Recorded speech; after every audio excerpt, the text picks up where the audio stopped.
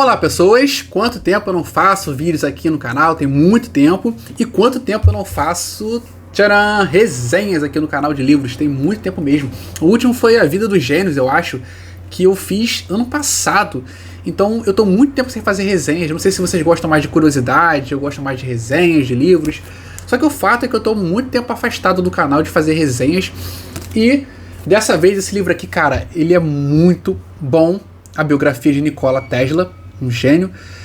E eu demorei muito tempo para ler esse livro, porque eu estava passando por várias situações, eu não estava com afinco para ler, eu não estava com gana para ler, então eu deixei passar muito tempo e deixei ele lá. Eu tinha chegado a ler 300 páginas, 300 e poucas páginas, e parei. Só que tinha 400, então faltava muito pouco para eu acabar. Então assim, eu fiquei muito tempo parado e consegui concluir rápido agora, né? Peguei esses dias aí pra ler e consegui concluir. Tem alguns dias já que eu finalizei o livro. E cara, não sei por que eu demorei, por que eu parei. Cara, era pra ter concluído logo e feito logo essa resenha. Mas cara, é muito bom esse livro. Nikola Tesla, a vida e loucura do gênio que iluminou o mundo. Em inglês, no original em inglês, tá outra coisa na verdade, tá? Tesla, His Tremendous and Troubled Life, sua maravilhosa, tremenda e problemática vida. Então então tem subtítulos diferentes, só que eu preferi a nossa versão em BR, né? A vida e loucura do gênio que iluminou o mundo, porque isso define muito essa obra e a vida dele. Quem foi Nikola Tesla? Nikola Tesla foi um gênio, ele foi da Sérvia, ele foi um sérvio que nasceu pobre e ele nasceu numa tempestade de raios. E aí disseram pra ele, olha, esse é o mau agouro, o seu filho, disseram pra mãe dele, né? Seu filho nasceu numa tempestade de raios, é um sinal ruim, um tanto quanto estranho. E a mãe dele falou, não, isso é um bom agouro pra mim, isso pra mim é uma coisa positiva. E ela botou fé realmente nesse filho, disse que a tempestade de raios seria um evento positivo e ela estava completamente certa. Nikola Tesla mudou o mundo. Então, ele criou várias coisas, cara, como a corrente alternada. É uma coisa muito interessante que ele criou, porque antes só existia a corrente simples, a corrente contínua, que era do Thomas Edison, que era o seu pior rival, assim, era um cara que deu um golpe nele, é um cara que já foi o patrão dele, mas deu um golpe nele, e ele depois saiu para poder concorrer com Edison, com o ex-patrão, de forma separada. Então, assim, a corrente que nós tínhamos de eletricidade, essa eletricidade linda e maravilhosa que nós temos hoje, útil, nós tínhamos a corrente contínua, que era do Thomas Edison. Só que a corrente contínua ela precisava de muita energia para abastecer muitos poucos lugares. E a corrente alternada do Nikola Tesla, ela precisava de pouca energia para abastecer mais lugares. A do Thomas Edison precisava de mais mecanismos para poder abastecer mais lugares. A do Nikola Tesla não precisava de tantos mecanismos assim, porque tinha mais força na eletricidade. Por isso a corrente é alternada, porque ela não só vai numa direção, ela vai e consegue voltar. Ela tem mais força. E com isso, meu amigo, vai iniciar uma coisa tremendamente... vai ser uma batalha de gladiadores que vai ser chamada a Batalha das Correntes, Guerra das Correntes. Então, o Thomas Edison ele vai tentar provar... porque o Tesla virou seu rival, virou seu concorrente, né? E o Thomas Edison vai tentar provar que a corrente do Tesla é mortal para os seres humanos, que ela é perigosa. E como ele vai fazer isso? Ele vai pegar a corrente alternada do Tesla e vai aplicar num cidadão que estava passando pelo corredor da morte, porque ele cometeu um crime hediondo, ele estava... Não lembro qual foi o crime, acho que nem foi mencionado, e ele ia ser executado. E aí o Thomas Edison falou, peraí, vamos fazer já que ele vai ser executado mesmo, vamos fazer um teste aqui, eu vou mostrar para todo mundo que a corrente do Nikola Tesla é mortal para as pessoas, então não tem como ser utilizada nas residências. E aí utilizou a corrente alternada no prisioneiro lá, e só que ele não morreu na hora, tiveram que dar várias cargas nele, né, e isso meio que quebrou o argumento do Thomas Edison, e o Nikola Tesla sempre falando que era seguro, que não precisava se preocupar. Então, assim, ele era um cara bem excêntrico, ele era um cara que não gostava de ter vida, ele morreu virgem, ele não tinha vida social, ele era um cara que estava sempre não, ele mudava muito, ele estava triste, feliz, muito feliz, muito triste. Então ele passava de momentos de felicidade e tristeza muito rápido, ele alterava muito. Então, assim, a conclusão aqui, né, dos biógrafos dele é que ele tinha tanto bipolaridade, que ele mudava, ele ficava muito feliz, então ele tinha muitas ideias, ele começava a produzir, e ele não dormia, ele não comia, ele só produzia, e tinha momentos que ele ficava muito triste, ele ficava, não fazia nada, não queria fazer nada. Então disseram, né, concluíram que ele tinha bipolaridade, mas também disseram que ele tinha um TOC, né, que é o transtorno obsessivo compulsivo, que ele tinha aversão a germes, a sujeira, a bactérias. Ele usava luvas para cumprimentar as pessoas, não gostava de apertar mãos. Ele tinha algumas neuras, como por exemplo, pérolas. Ele não gostava de pérolas, brinco de pérolas em mulheres, ele não gostava nem de tocar. Ele tinha uma fixação com o número 3, tudo dele tinha que ser. Muitas coisas que ele conseguia tinha que ser com o número 3, o quarto dele acho que era 7333, alguma coisa assim. E ele tinha várias manias, então assim, ele tinha um lugar específico que ele comia, que ninguém podia comer naquela mesa, e tudo tinha que ser, a comida tinha que ser fervida. Claro, hoje provavelmente que ele estava certo, mas na época nem tinha muito essa questão, as pessoas não se importavam muito com isso, com higiene, né?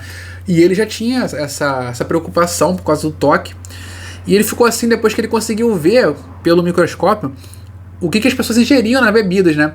Que ele via lá que tinha vários bactérias, vários germes que ficavam ali no fundo da bebida. Depois que ele viu isso, ele ficou preocupado com o que ele estava colocando para dentro do corpo dele, né? Então, ele era um cara alto, um cara esbelto, um cara fascinante, porque ele conseguia vender suas ideias muito facilmente. Ele tinha, claro, ele tinha as ideias, ele tinha as criações dele, só que ele precisava de alguém para poder pagar, ele precisava dos financiadores, né, dos acionistas. Você tem a ideia, só que você precisa de pessoas ricas que não têm as ideias, para pagarem pelas suas ideias e elas terem as suas ideias, e vocês, né, um conseguiu dinheiro e o outro conseguia colocar a ideia e colocar a criação em prática. Então tinha um cara que ele tinha muito dinheiro, era um acionista na bolsa de valores, e ele precisava de uma criação do Tesla, que ele já tinha pensado, tinha vendido para ele, né, a ideia de um telégrafo, o que nós antigamente tínhamos como telégrafo, né? Que você conseguia enviar mensagens de uma região muito distante. Então, se você estava nos Estados Unidos, como por exemplo, ele estava morando nos Estados Unidos, você conseguia mandar uma mensagem do Oceano Atlântico, por exemplo, assim, num navio no Oceano Atlântico, a muitos milhares de quilômetros de distância. Então, para esse cara, esse investidor era bom, que ele conseguia ter notícias da bolsa de valores mais rápido, mais simples que as outras pessoas, né? Chegou ali na hora ali, ele já investe ou não investe, ou tira da bolsa ou coloca na bolsa. Então ele teria vantagem sobre outras pessoas.